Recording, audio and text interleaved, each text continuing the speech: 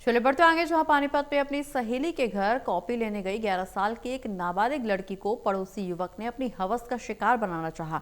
उसे डराने और किसी को न बताने के लिए 2 घंटे तक कमरे में बंधक तक बना के रखा।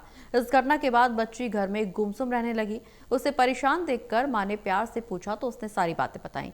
पुलिस ने आरोपी 17 साल के युवक के खिलाफ FIR दर्ज कर उसकी तलाश शुरू कर दी है।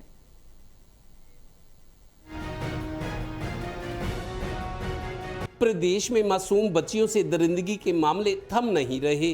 अब पानीपत के मॉडल टाउन थाना इलाके में 11 साल की एक बच्ची से 17 साल के पड़ोसी युवक द्वारा रेप करने का प्रयास किया गया। उसे डराने और किसी को ना बताने के लिए 2 घंटे तक कमरे में भी बंधक बनाकर रखा गया।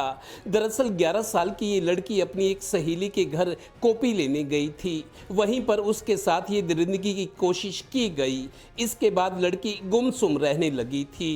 बच्ची को डरा दिया गया था। वो कह रही है कि मुंह बांध दिया था उसका, तो वो डर गई थी। उसने चलो कई दिन के बाद जब उसको समझ में आया या थोड़ा सा उसको लगा कि भाई अपनी माँ को ये बात बता दूं, तो लड़की ने उसको बताया है। लेकिन जो लड़का है वो भी किशोर है, तो पुलिस उसके से भी बात करेगी कि उसने ऐसी हरकत क्यों करी है। गौरतलब है कि घर में लड़की के बदले व्यवहार और उसकी परेशानी को देखकर मां ने प्यार से पूछा तो उसने सारी बात बता दी।